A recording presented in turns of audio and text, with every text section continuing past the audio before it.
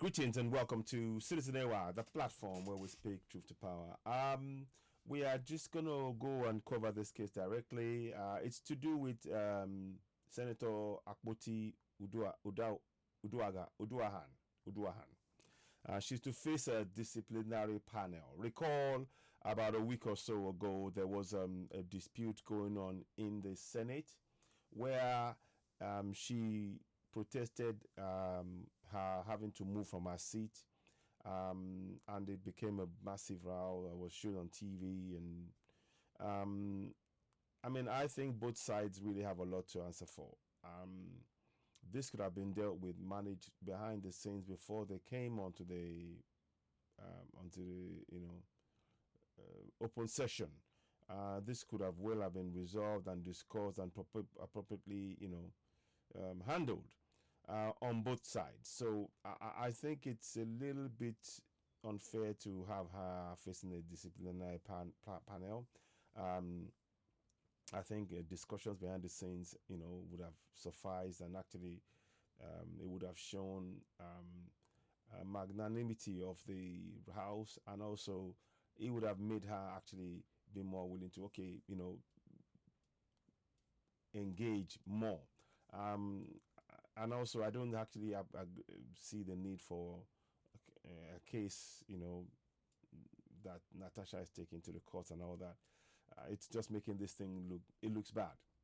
However we look at it, it looks bad. But let us see what she's saying here. And let's listen to the whole, how they came to this decision that she will face the disciplinary panel. Both sides, there's no point taking sides on this. Both sides have failed in how they've carried this out. Bearing in mind the sufferings of the people, I think this is the least of our concerns, to be honest. I think we need to be making sure there are people in every community, the communities that she serves, and in fact, the whole community in in Nigeria right now, the communities should be having access, their rights to be able to question those in government about the roads, the water, the light, the schools. That is the priority, not this. But I just wanted to just show it to see what's going on, and just to discuss about it briefly. But of course, we are for the people enjoying the benefits of the enormous wealth that we possess by dint of our natural resources in Nigeria. Let's go ahead. The moment Senator Natasha Akpoti-Uduaghan lost a cool in the chamber after she was asked to relocate to another seat, her outburst, I have been going through a lot, and a follow-up interview on a local radio station, Berekete family, have landed her in more trouble in the Senate. On Tuesday, the Senate directed the lawmaker from Kogi Central to face its disciplinary panel to prove her innocence. Chairman of the Senate Committee on Media and Publicity, Senator Yemi Ajaramodu, who gave a report of what transpired since Akpoti-Uduaghan's outburst, said he can't quantify the reputational crisis the senator's action had poured on the Senate. The media trolled the Senate variously and precariously from that Thursday.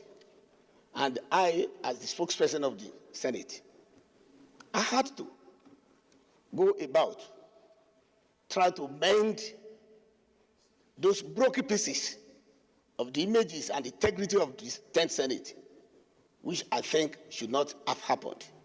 Ajaramodu didn't come on a substantive motion, leaving the matter for more deliberation from lawmakers.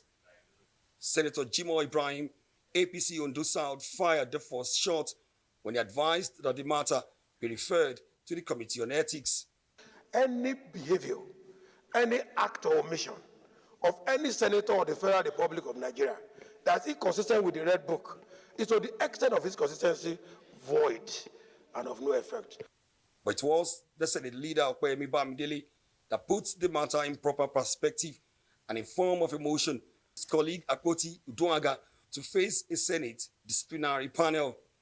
The whole seeming ulabalu about one of our colleagues, Senator Natasha Akpoti-Uduaghan, being asked to move to another seat It's nothing that has to do with gender. It's nothing that has to do with hatred. It's nothing that has to do with any form of malice. For the record, let me say again. The Senate, in the wake of Uduaghan's outburst, however, passed a vote of confidence on the President of the Senate, Godswill Akpabio. Statement of the leader that the Senate President has the support and the love of the entire 10 Senate. Say aye. Aye. And those against say nay. The ayes have it. Fortified by the vote of confidence and armed with a copy of the Red Rule Book, Akpabio read out his powers, including that which allows him to suspend the senator for 14 days without recourse to any disciplinary committee. It's not me that made these rules. So even without giving reason of defection, decampment, or anything, the Senate President can observe, as they are calling me in the social media, headmaster. The headmaster can observe that two senators are too close, and they are always discussing. And it says, in order to ensure they stand too close to Sahabiya, you move to this other seat. And it must be obeyed. If you want to be a senator, please learn that this is our guiding principle. All the things that they are saying outside, here, this book here gives the power to the Senate President to even suspend a senator for at least 14 legislative days without reference to any committee. Akpabio, however, attributed the incident to inexperience on the part of Akpoti-Uduaghan, a lack of proper orientation, while ordering that the National Assembly to conduct periodic orientation for fresh lawmakers. The Senate Disciplinary Committee has 2 weeks to investigate Akpoti-Uduaghan's outburst and the allegations of harassment against Akpabio before it will then send its report to plenary. Omo Bazwai, Arise News. Okay, so to be honest, for me, I think it's much ado about nothing, really. They have, for me, both the plenary, Senate President Akpabio and Natasha, they have far more important things to tackle, like the insecurity in the country, the fact that the people are not being prevented from actually being able to have the basic infrastructures functioning in their communities. Those are far more important things that should be addressed, not this. This could have been handled well behind the scenes. It need not have come out on the public in this manner. It is a distraction, to be honest. And I think we, the citizens, should be treating it as such. It's a distraction. What we need to be doing is ensuring that the funds for infrastructure is clearly, signposted and clearly explained, and the contractors involved, and there should be regular updates on those kind of infrastructure development. Electricity is a key thing. What are they doing? What steps? The commissioning. Those senators that like to sort of get the project. Constituency projects. Where's the explanation? And this is where we call on the communities to begin to come together themselves, speaking in their local language, holding their governors accountable. That is a far more important than what we just witnessed. Like I said, I just hope this is it's a storm in a teacup. We have far bigger problems: the insurgency, lack of infrastructure, the fact that the governance is not actually ensuring that people are having the opportunity that our resources befits us to be able to actually live a very, very good quality of life. Having interconnected network, railroad network, and things functioning, making Nigeria indeed the giant of Africa that we often like to claim so much. There is a lot of work for them to do. They have all frankly failed the population of Nigeria. They have not really carried out their role as they should.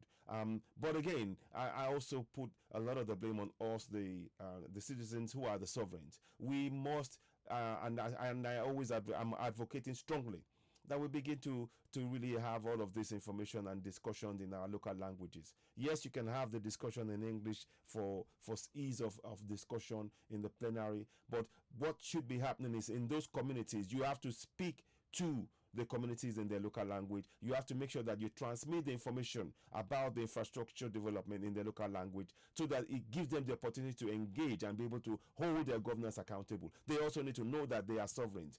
For example, Section 14.2 states sovereignty belongs to the people of Nigeria, from whom the government, through this constitution, derives all its powers and authority.